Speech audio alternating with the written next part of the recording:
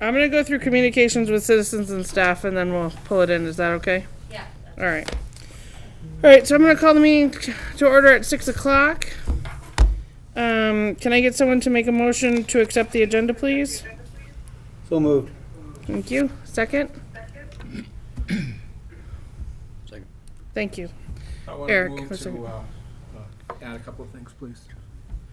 You did not send me an email prior to this meeting, so And in the past when I've done that, I've had lengthy email arguments with you on getting it on. well,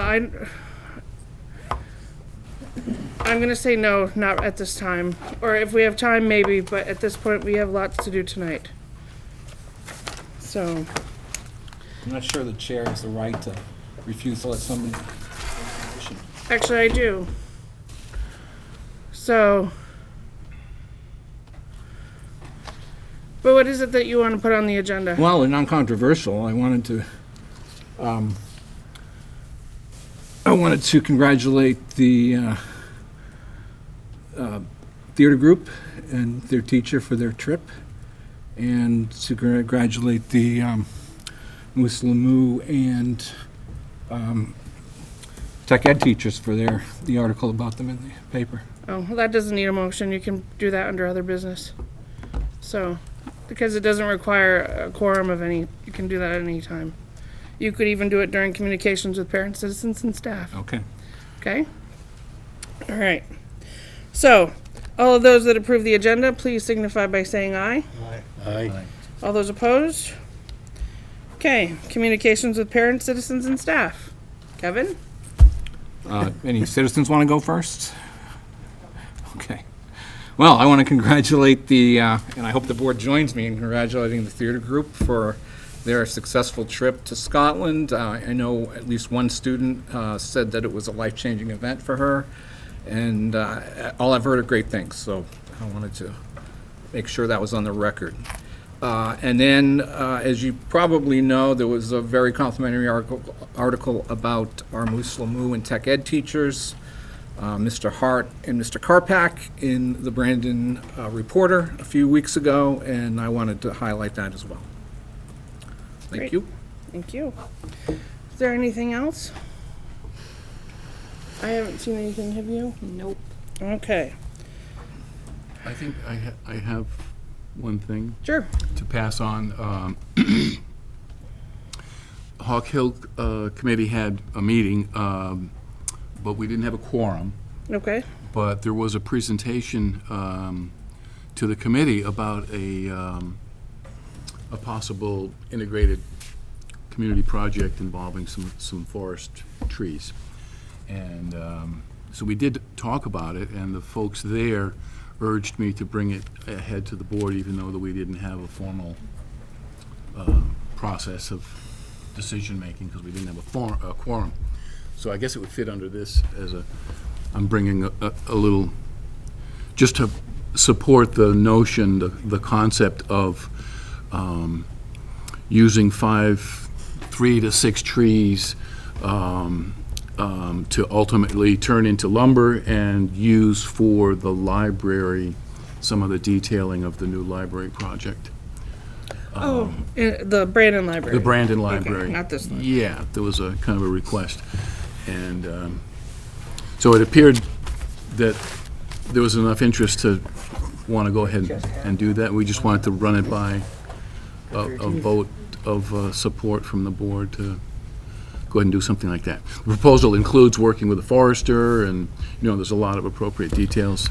Yeah, so I think you need to bring that back to the next meeting. Sure. With more of a formal presentation on that, or some sort of, what 6 trees, why those 6 trees, blah, blah, blah. Well, that would be up to the students engaging Okay. in a program of moving from tree to lumber to All right. cabinetry in the public library. I will put it on our first November meeting for us to bring that up, because it really should be something that's warned if the board is going to make if they're going to have a motion and then act on that motion. Okay. Okay?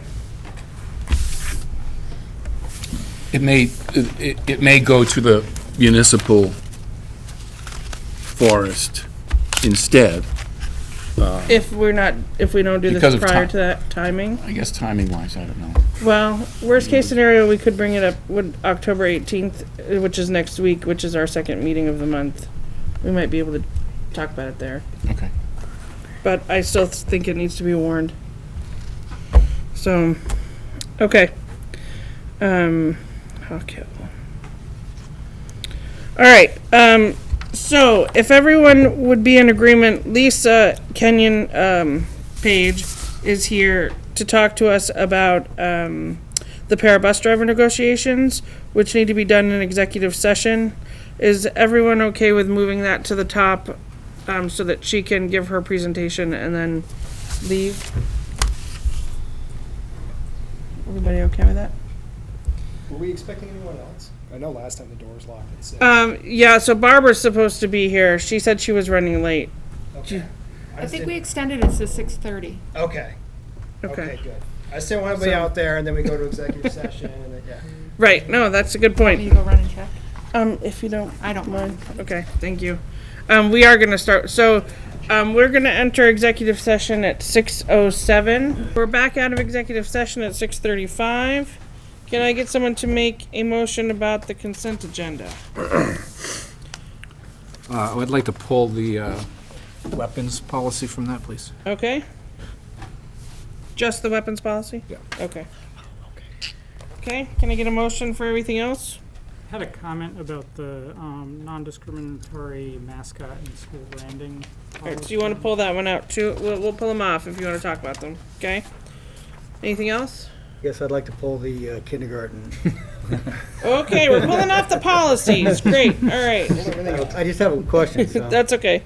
So I need a motion for the consent agenda for items A through E. So moved. Second. Okay, all those in favor of the consent agenda? Aye. All those opposed? Okay. We'll take the policies one at a time. So the first one is I need someone to make a motion to approve the RNESU policy JFCJ weapons. So that we can talk about it. Move to approve. Okay? Second. Thank you. Kevin? So I hope this is fast and easy. I was just wondering if there's any use of knives in classrooms to chop up chemicals or cut rope or anything like that, and if we've accounted for that. In the policy. Yeah. Hasn't exempted them. Yes. Good point. Because I didn't see an exemption for that, but I could have missed it. Is this about bringing them into the school? Or having them in the school? Or is it, yeah, like, would equipment like that be, like, pre-existing in the school and therefore not covered by this policy? Exempt as being under classroom equipment, instructional equipment. Let me see here. Oh, to possess or bring. The policy doesn't apply to weapons used in school-approved functions or ceremonies. Okay. Okay. Did I answer your question, Kevin? Yeah, so Sorry, I it'd be a didn't mean to- function. Yeah, that's great. That's great. Okay. Thank you. Sorry, I missed it. I have something from Natalie, though, that I wanted to, she's not here, she put it in an email. She wanted to say, should we consider adding to the definition of school grounds on page 2, letter B, school grounds or property, so, at the end of the last sentence, including any event sponsored by Rutland Northeast Supervisory Union that may occur off-site.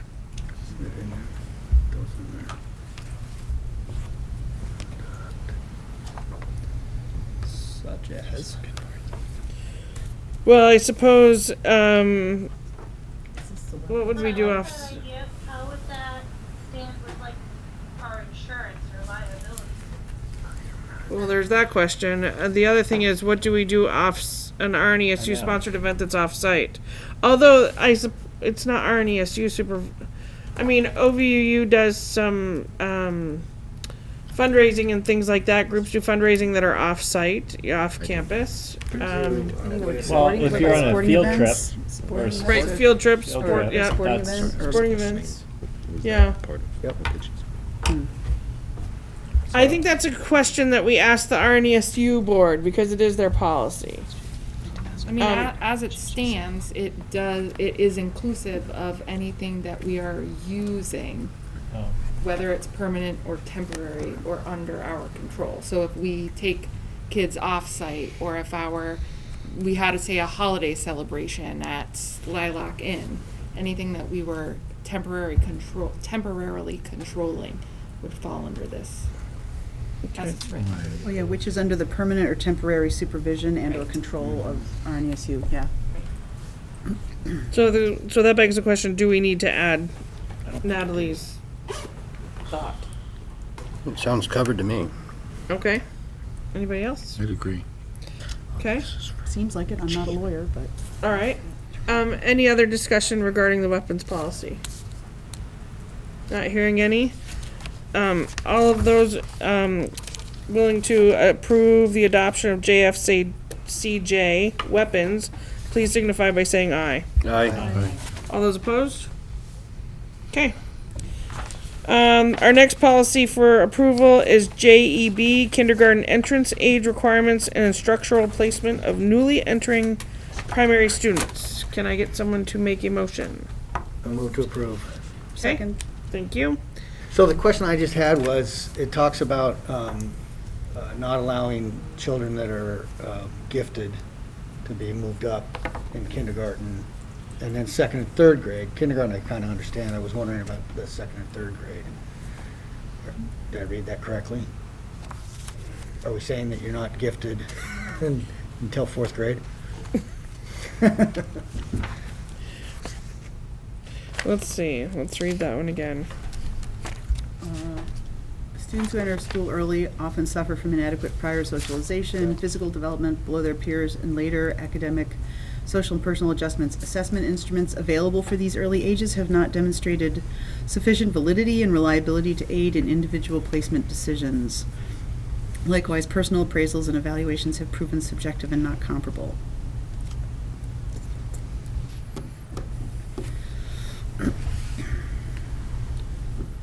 So unless a kid's yo-yo ma, you can't tell. Okay. I guess what my question is would it be up to the superintendent or the principal and the superintendent that saw somebody that was that gifted to be able to move them forward? I mean, shouldn't there be some wording in there to allow that to happen? Well, Or would it just happen because I think it that all happens? this policy is preventing is parents who, what happens all the time, I'm sorry, can I tell? yeah, go for it. What happens all the time is parents who say, My kid's my gifted." 4-year-old Yeah. is ready for kindergarten, right? And so what it's doing is saying we won't allow students under the age of 5 to enter kindergarten, and it also needs to be first grade, 6 by September 1, or you backfill that policy in kindergarten. Part of why you have to delineate first grade is that in Vermont, kindergarten is optional. So we have to have that drop dead, you have to be 6 to enter first grade. And then the language you can see in second and third grade gets a little looser, right? Like strong consideration, like generally speaking. So I do still think this allows flexibility.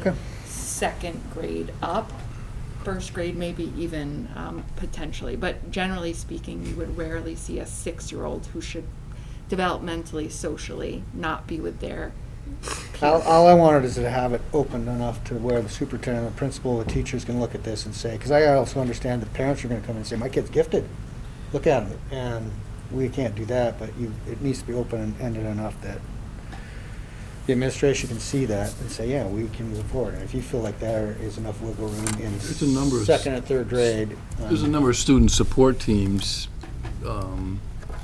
that would be in a situation to pick up that information Yeah. and share it, and say, well, this kid has got a lot of potential. We need to be helping him, stimulate him more, or whatever. And I think with the language of the policy is not as much about what we do once a kid's our kid, as much as we have a new student who's trying to enroll. Okay. A new student who's 4 and says, I'm ready for kindergarten. A new student who's 5 and says, I'm ready for first grade. So it's more about first time Enrollment enrolling issues. as opposed to, we could say there's a 5-year-old who Is yo-yo is mom. correct. Okay. I would argue the opposite, right? Because there are some special need kids, my son is a good example of this, who, I mean, the door starts to open for them as far as what services they can get once they get to kindergarten, right? In preschool, you have you have 10 hours a week, and that's super limited for what they can receive for services. So actually, my son is a violation of this policy because his birthday is August 31st, and he went to kindergarten before September 1st of that year. So. So do you How think the did you do policy that? should be amended in some way? Well, I think this is talking about Special gifted services. students, but I think we also need to take into account that there are some special needs kids out there that really need to get into school full-time because that's the best way to get them more services. There aren't a lot of private options out there, especially around Rutland. So, I read that a different way, right? I didn't even think about gifted. I think about it like, okay, some of these kids really should be getting into a more full-time program earlier on because that's when you can have the biggest change. Right, early intervention. Well, I was about to say what I think Dr. Mathis would say in this circumstance, and that's that this whole idea of gifted for 5-year and 6-year-olds is purely a function of socioeconomic status, purely. And that it's a bad thing that it's a prequel to tracking, and it's a bad thing to do to children of that age. Your perspective of getting a kid help as early as possible, I think, is a good thing to consider and to try to put into this policy.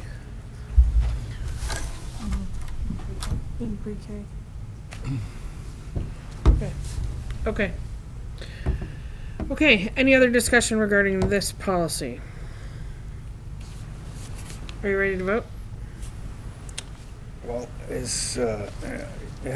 I'm trying to figure out I hear what Brett's saying too, is is there a way we get more Well, services for kids My that need feeling it? was that if your That's not child is possible. identified in pre-K as needing additional supports, isn't that when our special ed team would step in? The early essential ed program Yeah. kicks in. Did that not happen for you? What do you mean? Oh, well, I don't know. I'm kind of talking out of my depth, but I'm hoping that, So did your child turn 5 on August 31st? Yeah. Did they start the 3-year Triple E program when they were 2 plus 364 days? I guess so. Probably. So Yeah. the disconnect was probably there, but generally speaking, Family Infant Toddler and Triple E picks kids up. Once they're 3 and they're enrolled in pre-K, again, they're not a newly enrolled student. That would be the IEP team who made that decision. They would have made that under Marsha Bruce, the Director of Support Services. I don't think it violates the policy. I'm sure there was a conversation about it. This is new Well- enrollment, kindergarten entrance. You can move the day, August 15th, then you're gonna have someone on August 14th. Well, shouldn't we have that mentioned in the policy, though? I mean, it just seems like that should be. I think if you have language in your policy that allows for the wiggle room, everyone will try to grab the wiggle room. Well- that would probably be language that we would have in a special ed policy somewhere. Could we add, Kristen, I'm asking this, it would be a problem if entering students must be 5 years of age by September 1 in the year they seek to enroll, unless they've been deemed identified as needing special services? We can bring that back to the RNESU board, because they would make the final determination. So, Yeah, I really see this as instructional placement of newly entering primary students. Our pre-K is a part of our primary program. Well, so here's my concern, right? A lot of students can't go to the pre-K program, right? Because their parents can't make that schedule work. So that's a huge problem that not only our district has, but many districts have, right? Where the pre-K programs are not adequate for what parents' needs are. So, and a lot of times it's hard at a very young age to identify when a student has special needs. And if they're not in that pre-K program, chances are no one's going to identify it, right? So you wouldn't even think to look at a special needs policy, right? A special ed policy, you would be looking at that policy. And that's, I don't know. For me, that I don't like that. Because I think we should be trying to get these kids as much help as possible and make it easy for their parents to figure out that that is an option. well, that isn't for here. I'll ask you later. Okay. I wanted to just ask something because I wanted to understand it. under this policy, wouldn't your son be eligible though for kindergarten with an August 31st birthday? Because he turned 5 before the deadline? Or am I doing my math wrong? Yeah. Oh, so Math's he's, backwards, he's a day too young. yeah, He's 5 on the 31st. he's actually like and he has to 42 be- minutes too young. Oh. He had to turn 5 by September 1st, and he turned 5 on August 31st. Isn't that, September 1st. yeah, September 1st is after. So he was already August. 5. He was Not, five. not by, after September 1st. September 1st or after. So Okay. he was 4. Oh, he was, okay, he was 4 the whole year, okay. That's the piece I was missing, was when. Okay, thank you. Yeah. So maybe a different policy about entrance age? Well, I think that what we want to do is bring this back to the RNESU board, and then talk to Marcia and talk to lawyers, about whether it should be in here or if it should be somewhere else. And then it's gonna have to come back to both boards anyway, so that we can explain. Does that? Okay. So I think at this point then, what we are going to do, if it's okay, is we'll approve this with the caveat that we are asking our NESU to look at, The special services angle? the special services angle of it. Make sure that we're not missing anything. And then they will do whatever they need to do, and then it will come back to us so that you can see what they've done. Fair? Okay. Okay. So, that would mean that you need to amend your motion, and the second, whoever that was, Barbara maybe? Would have to amend, And then the friendly motion amendment. My motion would be that we send this back to RNSU for their board to reevaluate. Right, so it's a friendly amendment, Yes. okay? And you're okay with that? Yep. Okay, Yes. so, all of those in favor of the friendly amendment, please signify by saying aye. Aye. All those opposed? Okay. No, so they did the friendly amendment, so that's, we're good. All right, last, policy is AMB, policy on non-discriminatory mascots and school branding. It is a new policy. Someone make a motion for me? I Move to we- approve. Second. Okay. Discussion. So I got this thing in the mail. I don't know if anybody else gets these. Yep, we all do. Yeah, and I noticed in the back here, there's this Act 152, which is Model Policy on Non-Discriminatory Mascots and School Branding, which was not referenced in this policy. So I was checking to see, because I think we discussed this before. It was before I got this, not before Act 152 came out. Did we do this because of Act 152? Okay. Mm-hmm. And, And we did use the VSBA's model policy. okay, yeah, I just want to make sure we were doing something in line with that. Yep. Since we're on the subject, I'd like to direct your attention to, this is under administrative responsibilities. I don't know if I have a page number. And it's 3B. The superintendent shall assist the school board in ensuring the prohibition of school branding that directly or indirectly references or stereotypes the likeness, features, symbols, traditions, or other characteristics that are specific to either race, creed, national origin, blah, blah, blah, or B, any person, group of persons, or organization associated with the repression of others. B is incredibly broad, and the example that immediately sprung to mind to me were the former Ludlow presidents. They're named the presidents because Calvin Coolidge went to their high school. But it would be very easy to argue that this was a group of persons associated with the repression of others, since we've had so many slaveholding presidents, for example. So it's a wide open door to complain about a whole lot of potential mascots or It's only our mascots that we'd be talking about, though. excuse me? It's only the mascots of RNESU that would pertain to this policy, and nobody's going to come to us talking about Ludlow, I hope. But Well, But then if someone wanted to change it to like what Kevin was saying, I think that's a concern. In that case, we have a mascot, why do we need a policy?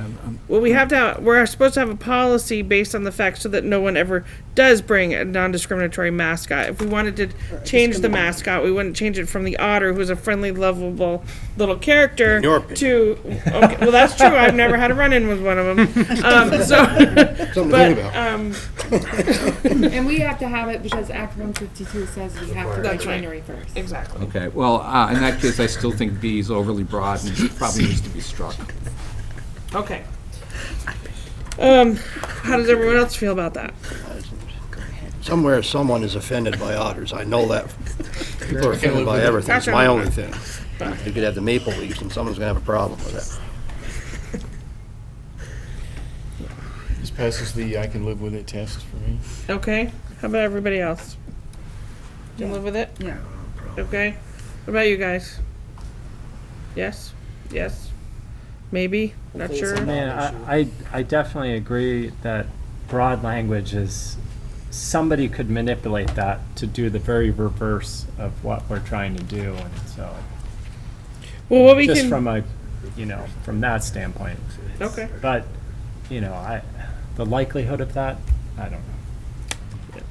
B does address things A does not address. So if I were to say, hey, I want to change the mascot here to like a Nazi, I could do that if we had just policy A, because I'm not discriminating against Nazis in that situation. So I think we need something for B and not just striking it completely. Okay. Yeah, we're getting in the territory of that high school in San Francisco that painted over the mural of George Washington. It's a wide open avenue. And fashions and who's repressive and evil change. And we need to be cognizant of that. That in the University of Wisconsin, there was a student movement to take down a statue of Abraham Lincoln. There's a faddishness to this stuff that we need to be cautious about. Kristen? I'd just say that the good news is that the policy in Act 152 has a very clear procedure, which is someone comes and makes a complaint, the board hears it in a fair and just manner and simply decides. And then if they don't like it, it goes up, right? It goes to the agency of ed, it goes to BPA. So whether or not you have B in there, right? Jeremy got it in the mail. Everyone knows that it exists. So if they have a problem with your mascot, they're going to come to you because they know that's what Act 152 allows them to do. You either agree or you don't agree. And if they don't like your decision, they get to go up. So whether B's there or 2's there, people still get to do that now. Okay. It's a good process. Okay, so I'm gonna have us vote then. All of those in favor of the policy A and B policy on non-discriminatory mascots and school branding, please signify by saying aye. Aye. All those opposed? Nay. Okay, ayes have it. All right, let's see. Monitoring report, moving on to 2.1, treatment of students and parents. So this is Kristen's first monitoring report. I'm not sure what page it can be found in the packet, but it does have that pretty Rutland Northeast Supervisory Union color scheme at the top. 27, I think it is. Thank you. So,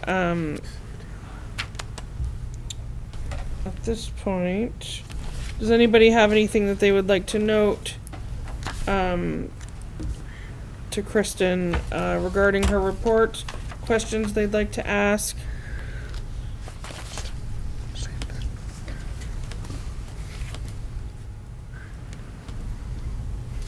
Anything you'd like to say about it? I mean, I would just add that at this point, it really is a monitoring report on last school year and the previous Superintendent, okay.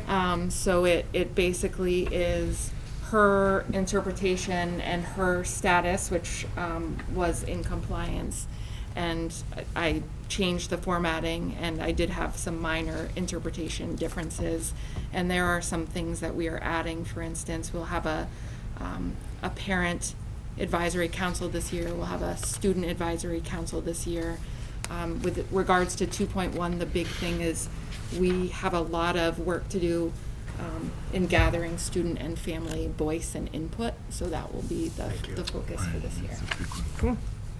It's a good focus. Questions or comments? Hearing none, I would, Comment.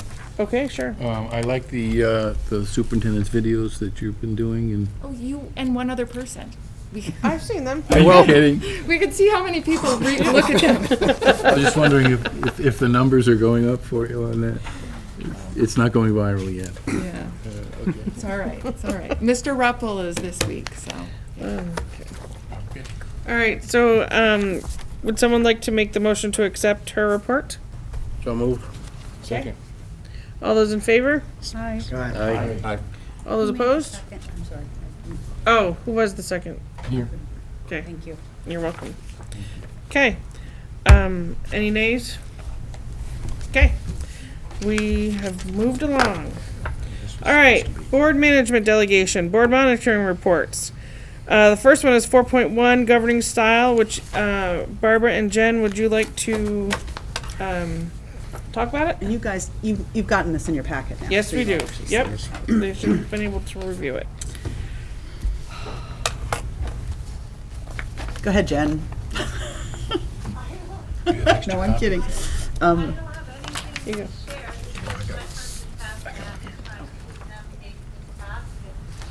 I am fully open to all feedback. Same. I really was kidding when I put you on the spot, Jen. I did not Okay. prepare remarks. Does anybody have any questions about? Was there anything that you felt we weren't doing that we should be doing? I think we can use some improvement. I think we're constantly seeking to improve on being a functioning cooperative body. Okay, So, and that's where we have needs improvement.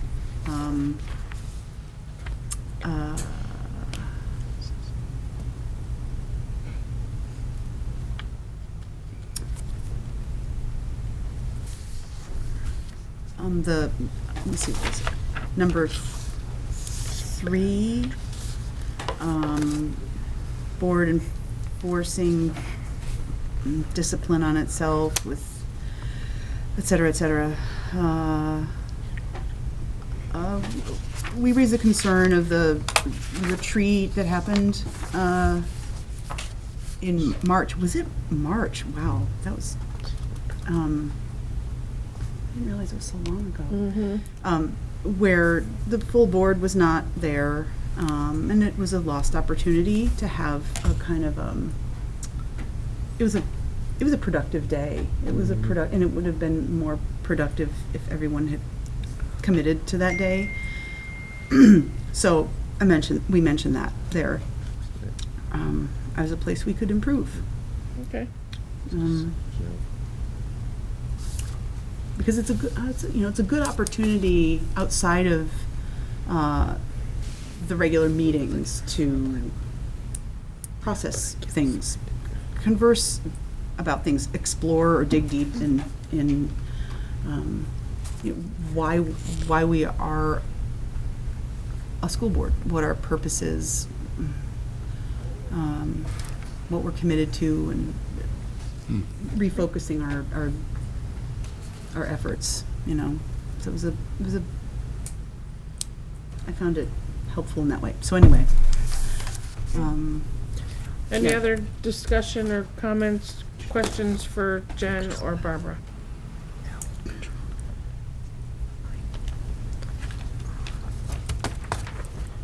Hearing none, I'd, Greg's hand's up, I think. oh, No, I'm just scrolling okay. the poll. Hearing none, I would, take a motion to accept their report. So moved. Okay, can I get a second? A second. Okay, all those in favor of 4.1 governing style, please signify by saying aye. Aye. All those opposed? Nay. The ayes have it. Okay, next one is 3.2 accountability of the superintendent. Thank you. Which is if this is 27, 28, 20, page 30 of your packet. You wanna look at this? So this is what we did last year together. And I was hoping that people had had a chance to look at it, determine if it needed to be updated at all, or if it's still cognizant of how we operate and how we make sure we hold the superintendent accountable.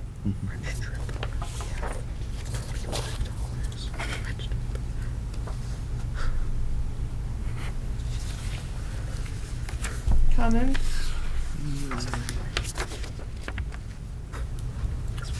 Just the one I made before, that if we have a whole column devoted to interpreting what should be obvious, it just shows that there's something wrong with the language of the policy in the first place, that, we don't need a column to explain the 13th Amendment, reasonable interpretation of the 13th Amendment.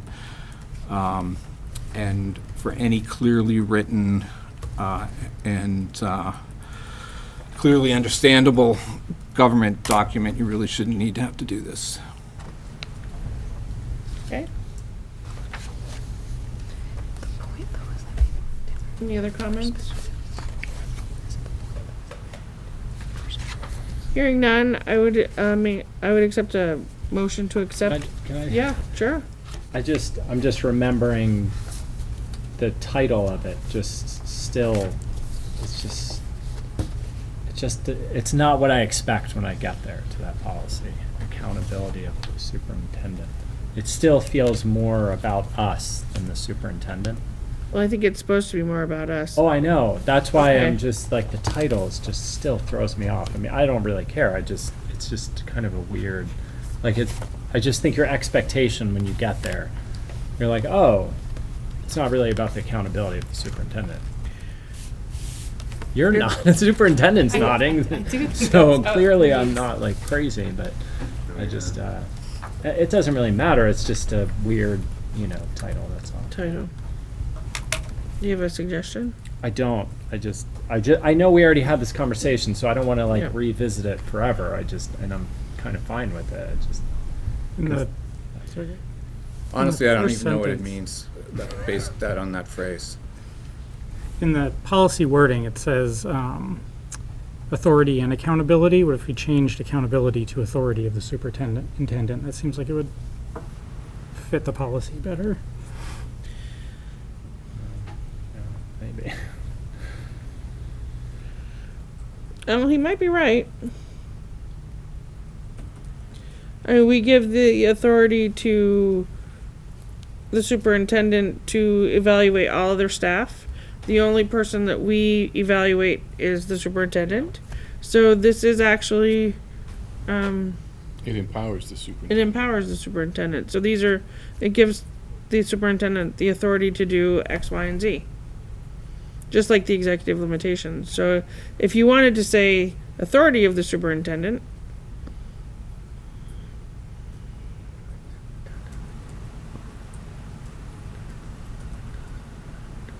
I mean, it's fine. Don't look to me. I'm just throwing I'm it looking out at all of you actually. I mean, that, Makes more sense. yeah, it's clearer. Okay. How does everyone feel okay about that? Yeah, I don't care. All right. Well, I don't like it still. Is it better though? Is it better? Well, it's a little, a in little English, better. it's a little bit better English. I mean, but it doesn't really discuss the powers of the superintendent. It's talking about what the board will do or not do vis-a-vis the superintendent. The board will not evaluate, either formally or informally, any staff other than the superintendent. That's number 2. Or it could be titled the board's authority.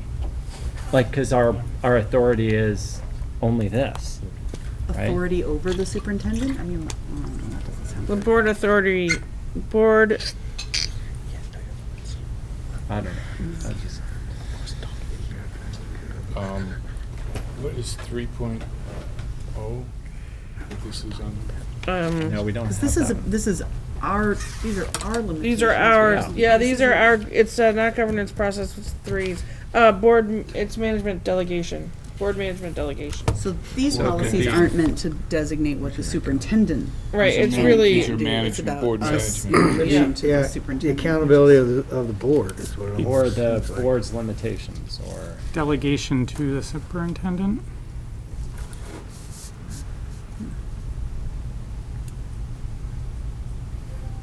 authority delegated to the superintendent. You know,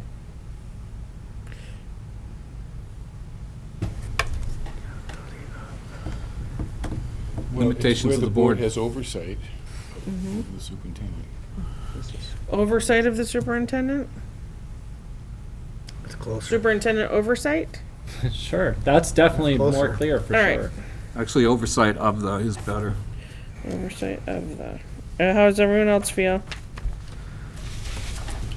Yes, no? Yeah. Sure. You can live with that. Okay, oversight of the superintendent. We are changing the name. Okay. Other than that, everybody feel good? All right. All those in favor of oh. Maybe board oversight of the superintendent's a little clearer. Well, I would hope nobody else would have oversight over the superintendent. Yeah, that's wanna- true. Nobody else has. I mean, it is, So I think we just say oversight of the superintendent. I need someone to make a motion to accept. I With this. move that. Okay? Second. Okay. All of those in favor? Aye. All those opposed? Nay. Okay, it passes. Thank you for that. All right, governance process. Set board budget parameters. So this is where we kind of talk to the superintendent about what we expect to see in next year's budget as she starts to prepare that. And it's kind of our way of saying what we are looking for in the next budget. So in years past, we've said no more than a 2% increase. Sometimes we've said no cutting. Let's see what the budget looks like without cutting any programs. It's really based on what we feel our constituency can handle for taxes. And so, what does everyone think?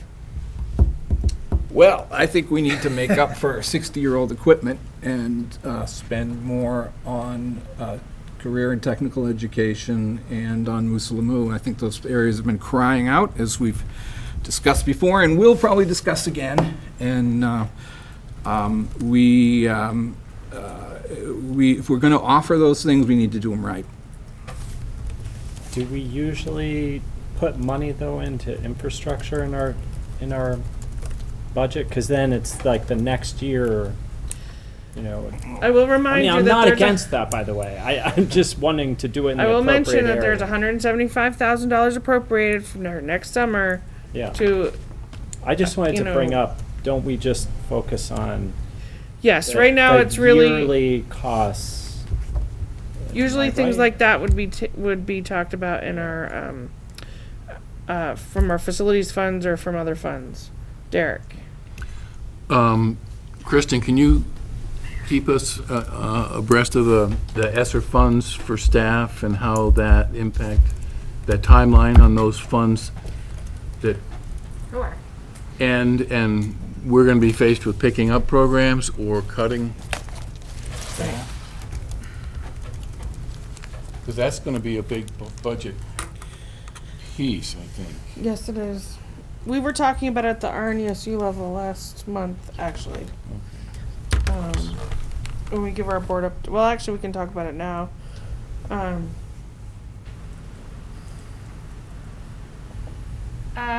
So as we're starting to have these conversations as a central office, with building leaders, with you, we obviously put a couple of things first and foremost.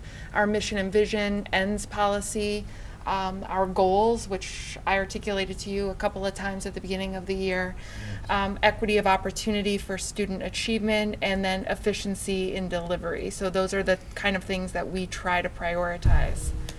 Our ends, again, and the OVU one needs to change. Our goals, so the timeline is October. This is you setting, having conversations about the landscape, setting governance, budget parameters, talking, like, as Lori mentioned, salary and benefit parameters. November, the RNESU board will review the initial budget. Early December, Barstow and OVU will do that. Mid-December, special budget. January, special meetings, and then adopting the budget by mid-end of January. So we're really, really paying attention to homestead and property yield tax rates across the state. Folks are pretty concerned about what the yield is potentially going to look like, so keeping our eye on that. We also, as a state, continue to lose enrollment, so that makes a difference, and you don't tend to lose, for instance, 30 kids out of one grade level, so it's an even or clean cut of a teacher. It tends to be kind of sporadic and all over the place, and that's where we are right now. So as we're making these decisions and having these conversations, we prioritize the class policies, the class size policies, which you've all set. Yep. Are you anticipating a decrease next year or not? Like, I know this year at in Leicester, there was an increase a bunch. I don't know what it was like in all the other schools. Seems like a lot of people recently moved to Vermont from out of state.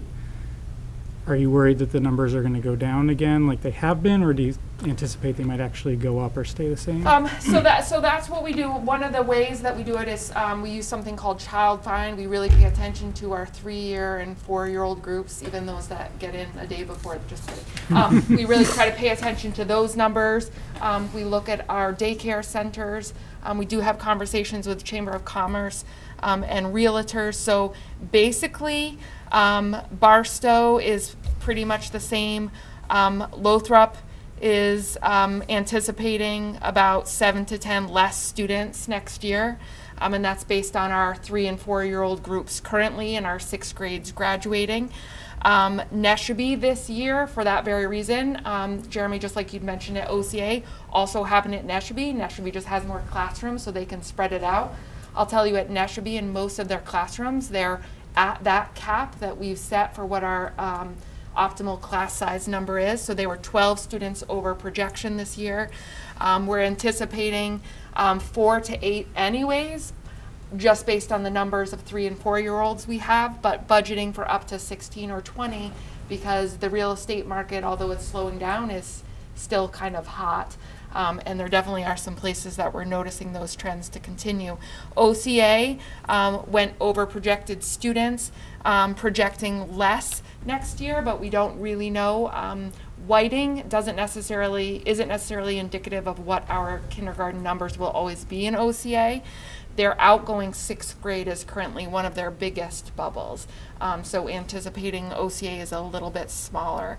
And then Otter Valley, enrollments are up in some places, but 37 fewer students than projected this year at grades 9 to 12. So 7-8 was a little bit bigger, but 9-12 was a little bit smaller.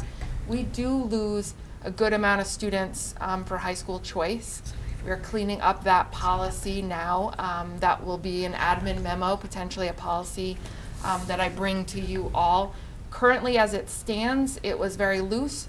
So Otter Valley historically has allowed more students to leave Otter Valley High School than we've accepted in. So for instance, last year, 15 students out, but only 4 students in. Most high schools around the state have it's A and it's B, right? We'll let 10 students out, we'll take 10 students in. If another student asks to come in, then we'll allow another student to come out. Right now, as it sits, Otter Valley doesn't have a waiting list. So basically, everyone who asks to leave is allowed to leave, and everyone who wants to come in is allowed to come in. So we're taking a look at cleaning that up, which will also help our enrollment numbers be a little bit higher. We also have higher than in the past numbers of students who are attending early college, which is a really, really good thing, and those students continue to count in our numbers. And so this is kind of where we are. We're really keeping our eye on health insurance rate increases. Those come out from VSBIT in November. The tax commissioner sets the proposed property yield sometime in mid-December, so that by the end of December, Brenda can work her magic and reasonably be able to calculate what the taxes are going to look like. And so then again, our enrollment numbers come out October 1st. Barstow's down quite a bit, OVUHS down 1, and it kind of moves around, so it's seeming like enrollment's going to be a little bit flat. So that's what that.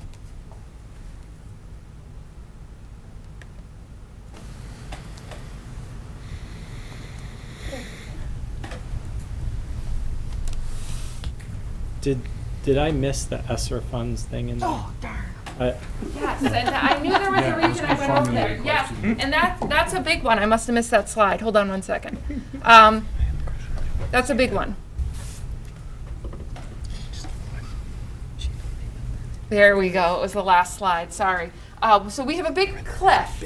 So we fund over $1 million. Basically, it's all staff. We have one more school year, this year plus next. As a central office team and a building leadership team, we're already having these conversations, so almost 2 full years before it hits. But that cliff is coming pretty soon. Is there a need to do something in this budget in terms of some set-aside funds to kind of pillow this fall, to fund? I mean, we're going to have to pick this up in some fashion and build it into the budget if these things are essential and need to remain. Well, Right. we can't have a set aside in the budget. We would have done that with our, we do have a small set aside that we did back in June when we, at year end, right? We put some money towards this budget. But it's not as much as what we've had in the last 2 years. I can't remember the exact number. And we can't build a like sinking fund or anything into the budget. That's what I was wondering. You're not allowed to do that. So. Is the ESSER fund only allowed to be used for personnel? No, No. and this is just the ESSER, cliff. So a lot of ESSER money went into facilities, for instance, technology. Students are all one-to-one. Devices, hotspots, a lot of it went into that. But a lot of those are one-time fees. When we paid it, it's done. These are the recurring 3-year folks who, most of whom, when they were hired, were told this is a 3-year position. And that will, we're budgeted through this year? And but- next. And next. So you're just bringing this up just so we don't get it next year Yes. right Right. before. And so you know that at this point, for instance, I was at Otter Valley last week meeting with their admin team. They already are having these conversations. We need to tie it to data, right? It isn't just, I like Padua. Padua likes this person, let's keep this person. It's what does the data actually look like to show us that the math interventionist is successful and is improving student outcomes. So they're having those conversations now so we can get way ahead of it. Because there are likely people on this board, and I don't mean people like Brendan, I mean people like a position. Me? So there are likely positions on this board that we will want to see continue. But does that mean that we just add it, or are there other things in the budget that maybe aren't as successful and the data isn't showing that that's necessarily a priority? So it isn't just a one for the other. There are some coaches that will likely not continue after the next year because our staff has gotten better and stronger. A lot of them were hired for COVID recovery to help us pivot to remote and virtual learning. We've gotten a lot better at that. So you maybe don't need to keep this coach. Maybe classroom teachers and other folks have gotten better at providing intervention, so you don't need the same amount of intervention staff. Seems to me that would be the key, is to milk them for all we can so that as time comes, that they are up and running. I mean, what's a coordinator of cell? Social emotional learning. Okay. Is that one person? It is. I mean, they're all business. Got to be busy. So it looks like the principal is staying regardless of like. That's whereas- actually an assistant principal. Oh, okay. It got cut off, and that was an ad. That was an ad really to address, there was a lot of changes in elementary schools and high schools when students were home, right? We saw a lot of differences in a lot of students when they came back to school. So that was really to address increased in social emotional learning. But to be honest, when it went in last year, last year when we started, it was a very different year. Kids came back in masks, we still socially distanced. So a lot of that was also to provide staggered support, right? Like you take that, at Nesu, for instance, you take the red building, I'll take the main building.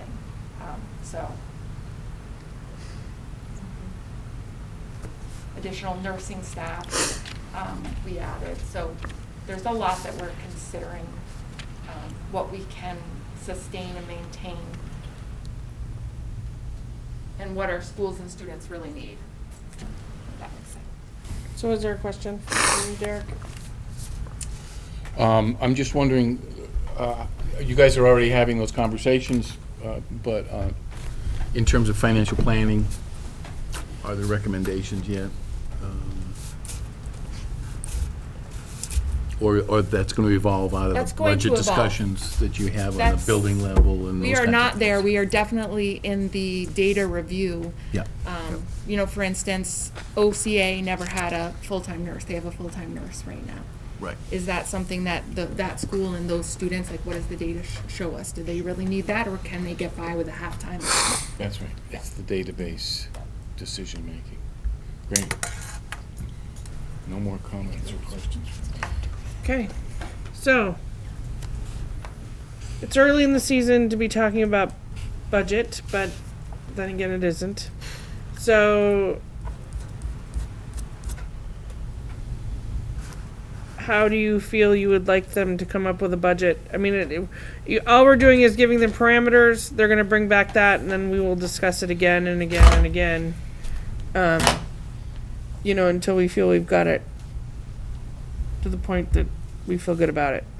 So, do you want to tell them to do a budget with keeping all programs at this point? That's normally where we start. What that would look like. I personally don't like setting up budgets of let's keep it below 2%. I think that's a core way to start a budget. I think you look at your budget and you say, this is what we need, Okay? and then we go from there. And obviously, if it comes back at 8%, then you have to start whittling it down. But to say that I want to keep it below a certain percentage, I think is not giving yourself everything you need as a organization. And so it sounds to me like what I'm saying is that you keep the programs you have and or add to that if you feel like you need to. I mean, they're the professionals. The way this is set up, superintendent makes these decisions and figures it out, and then we get to look at it and decide whether we can sell a budget that big or something. Yeah, but we can't be completely passive about that. I mean, Kristen's here asking for what? So, is there anything you feel you need that isn't in this budget? I think that there are positions and funds in there that are maybe not appropriated in the correct way. So I don't know that I would say we need more money. I think we need to think about positions, programs, underserved schools, underserved programs, and start that way. And those are the conversations we've already been having. Principals have already started meeting with Brenda Fleming and myself and doing just that. I want to know, what are your facility concerns? I want to know, what are your programming concerns? And you hear some, elementary principals come back and say, we haven't added reading books in our libraries for years, right? We moved to more Chromebooks. We want to push more funds into the library, right? So you have principals asking for very different things. So we're starting from, don't focus on what we have. What do you need? What does your facility need? What do your underserved kids and programs need? And then let's look at, are there some things that we can say, we don't really need this anymore. We want to push, right? Like coordinator of SEL. I feel so badly calling people out. I'm not calling out the individuals, right? But at some point, we all get good enough at our job that maybe we don't need a coordinator anymore. We just need classroom teachers to focus on this in the classroom. So that's where we are in our conversations right now. It seems to me that that's what you need to do with the coaching, the SEL coordinator. You build a program that everybody can use, and so when, it's the old hit by the bus syndrome, when that person gets hit by the bus, it doesn't fall apart, but because you have a system in place that everybody's been able to learn and use from and use. So that's what I think, and it seems to me that's what you're doing with these extra people, is the coaching and so forth, that you're getting everybody up to speed, you're creating a program that can be used for years to come, and that way you can then start eliminating the off the cliff people, because that is going to be a huge number to drop. And I like the idea that what you're doing is you're asking the principals what do they need, and then you can put that in the budget and we can look at it and understand. And it's why we're trying to add the Parent Advisory Council and a Student Advisory Council. We also really want to understand what students are telling us is missing from the schools. What parents are saying we're not doing enough of, or they'd like us to continue doing. So that's the plan. So is everybody okay with doing a needs-based budget based on what the needs of the schools are, based on the conversations of Kristen and her principals, and then we get to look at it and discuss? Well, I'd like to talk about some priorities that I think that last chart, there's an awful lot of people in central office on that, and $1 million and or a high percentage of $1 million on that. I would just like to see more spent on things that children and parents can see and touch. So things like books for the library are great. Sprucing up the physical appearance of the schools, spending on facilities, that sort of thing I think has been neglected and we need more of. Derek? I got the impression that a lot of that $1 million was for staff that do provide services to kids.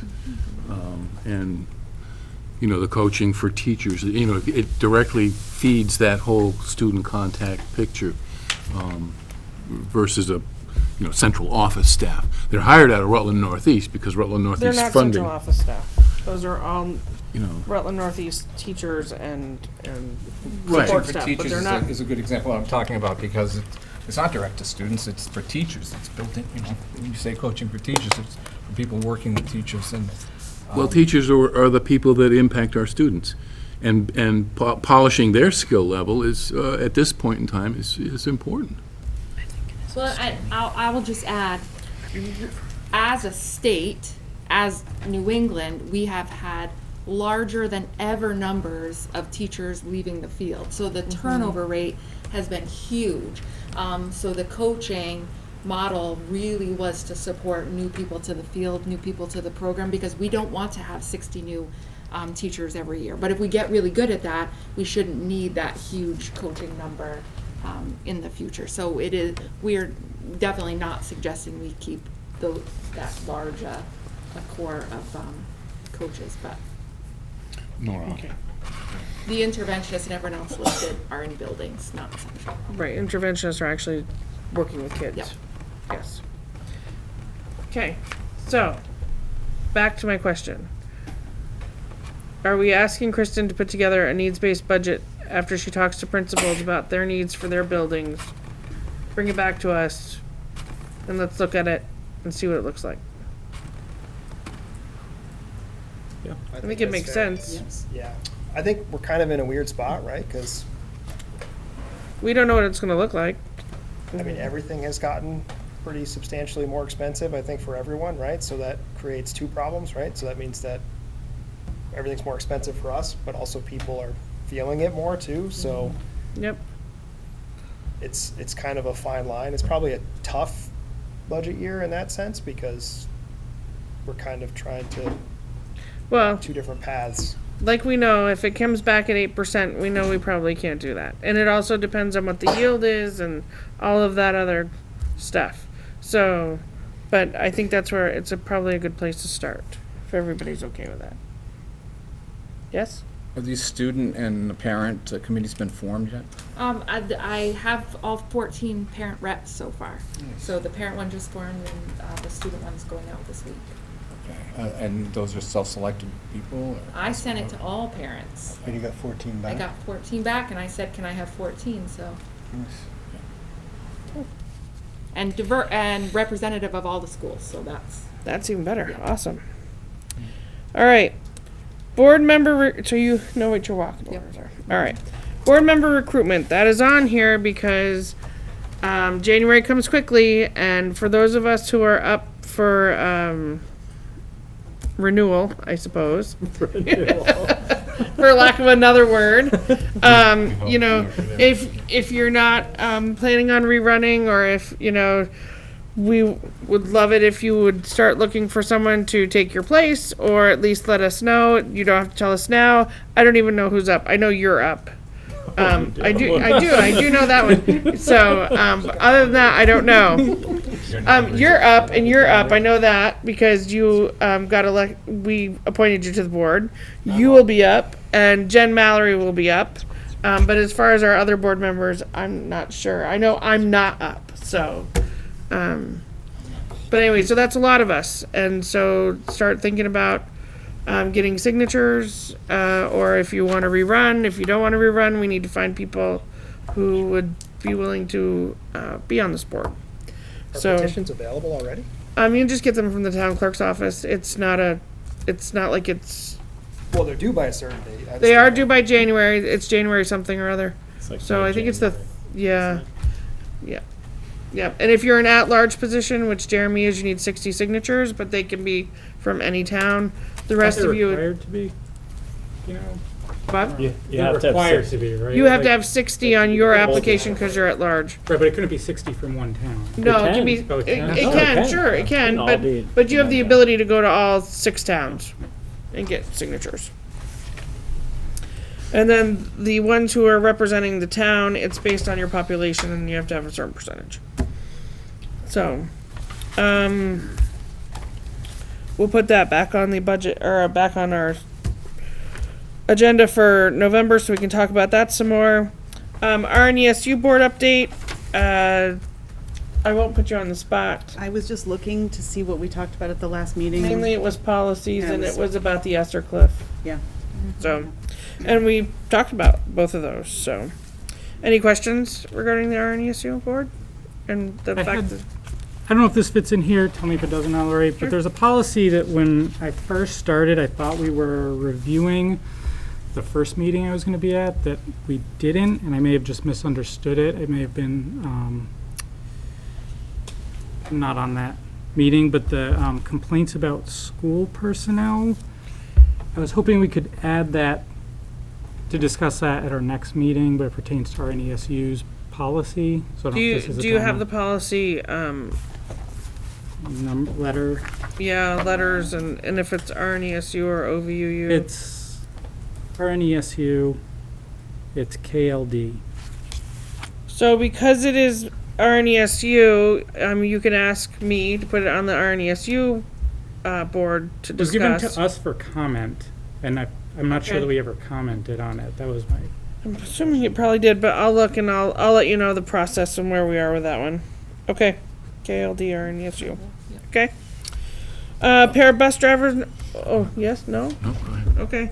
We already talked about pair of bus driver negotiations, so you know that we're headed to fact finding. Review the board annual work plan. We do need to determine November meeting dates. Do both have to be not November? Or Wednesdays, I mean?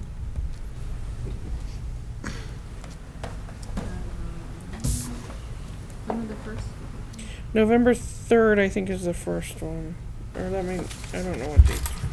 I'm looking.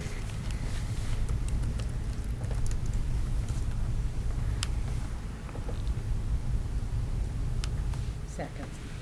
November 2nd? Okay, thank you.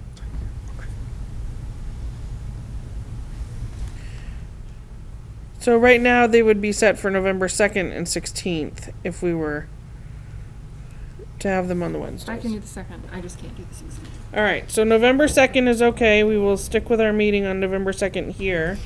November 16th does not work for Kristen. Does November 20? Oh no, we're not doing it the day before Thanksgiving. Never mind.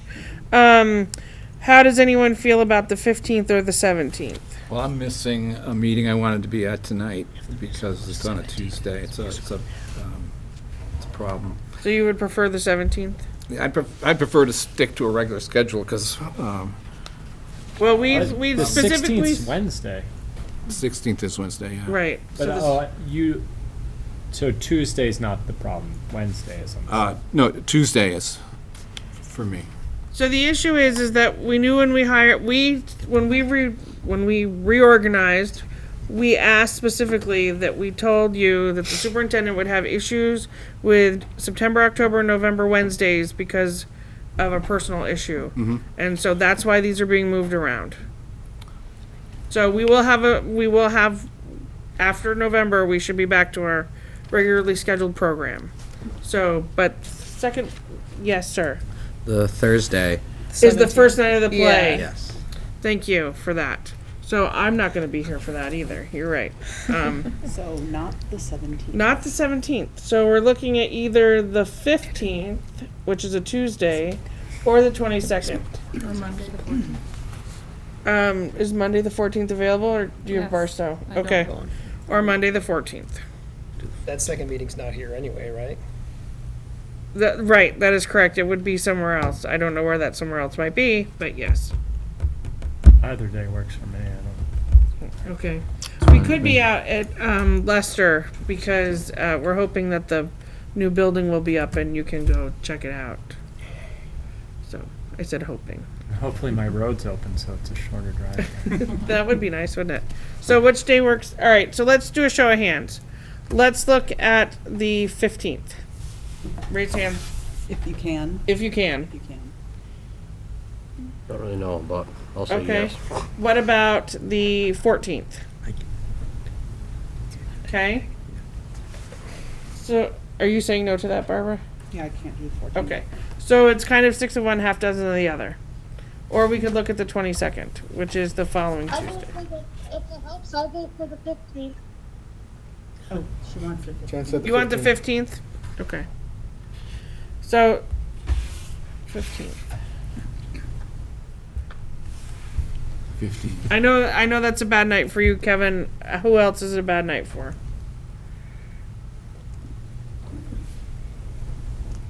Okay. I think we're gonna have to go with the 15th. So, at this point, we'll do the 2nd and the 15th of November. And then after that, we should be back to our first and third Wednesdays of the month for the rest of the year. When you say the 2nd, that's a Wednesday. That's the usual. I can do. I Oh, you can cancel do that. my I was second. just, that's why I Yeah, was she confused. can do that one. I can do She that. can do that You couldn't one. do Wednesdays. I was like, Most Not every Wednesdays. okay. Right. Okay. Okay. All right. And so hopefully that November 15th meeting will be at OCA, but we'll keep you apprised. November 2nd will be here. Superintendent's informational report. Okay, so I talked about the safety audit coming up. I just wanted you all to have the actual schedule. So they will be in all of the buildings, and then it will culminate in recommendations, potential action steps, and a tabletop exercise and action briefing, which when we get that date and time, I will share with the board. We did have a community forum. About as many people came as watched my superintendent. But anyways, we also have an upcoming Meet the Admins with the Brandon Chamber of Commerce. That's the 25th at 5 p.m. We also encouraged admins within their first 2 years, so folks that were new during COVID, to join us. So that should be fun and well attended. Our school open houses events were very successful and well attended. Some schools said they've had higher numbers than they've had in the last several years. Board presence was noted at every event, and administrators got really good feedback about facilities and tone overall. Just in FYI, we have an overnight field trip coming up for Musa Lamu. They're going on an overnight expedition to Chapel Pond in Adirondacks. We're low on buses, so that's 2 separate buses, 2 separate events, but the kids are still going and very excited about that. The Ely Trust, the probate hearing went well, and all parties agreed to the proposed changes. So basically, OVU is the sole trustee, OVU benefiting Neshabie is the sole beneficiary. Owner of the account is now Otter Valley Unified Union School District, and the trust is now covered under the Vermont Unifund Trust statute, so cleans it up really nicely. We know where the Paribus driver negotiations are. Again, Superintendent series. It's sad. I'll share with you all how many people are actually watching them, maybe at an upcoming one. Although I will Where do say, they find them? they're on the webpage as well. So if I click I on that, will I'll find say after this week's Superintendent series, the videos will be in schools, so maybe more people will click. Right, Padua and Brendan, you're up. I'll let you know. Yeah. Lincoln Withdrawal update. I do know that Lori attended. Basically, RNESU was represented by school board, Brenda, and our attorney Dina. On the next day, or 2 days later, Oliver Olson, the State Board of Ed, sent an email to all superintendents that they should assume that they're not taking on responsibility for Lincoln School District as a member of their SY24 supervisory union, and we were not specifically named. So at this point, RNESU is no longer in consideration for potential reassignment. Which if that happened, Lincoln would have been their own Unified Union School District, RNESU, Barstow, OVU, Lincoln. So, Yeah. yeah. And that's it for me. Okay. Can I just ask, have you worked with the safety audit people before? Yes. Okay. And RNESU has. 4 or 5 years ago, we worked with them. Other questions for Kristen? Not a one? Okay. What's a tabletop exercise?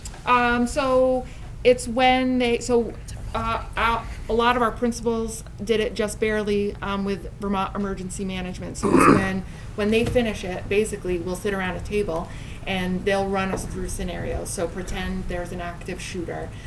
We'll invite fire, EMT, emergency personnel, our administrators, and it's basically they've shared the findings with you, they share what you think you should do, and now they say, pretend this happened, how would you respond? Thanks. Yeah. Other questions? All right, so our next meeting is Tuesday next week at Caverly. We are meeting at Caverly at 5:30.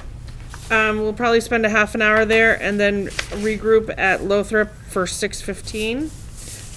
It's just easier for all of us to be together at Lothrop. You said 5:30 at Caverly? Yes, yep. And then we'll have a presentation of the findings of a potential middle school at the Caverly lands, and we will also be sending out the preliminary findings to your email so you can read those prior to her presentation. It's the 18th. It is the 18th, next Tuesday. Okay? So, other than that, if there's nothing else to be brought before the board, I would entertain a motion to adjourn at 7:46. So moved. Second? Second. Okay, and your way of saying that you agree is to leave. All right.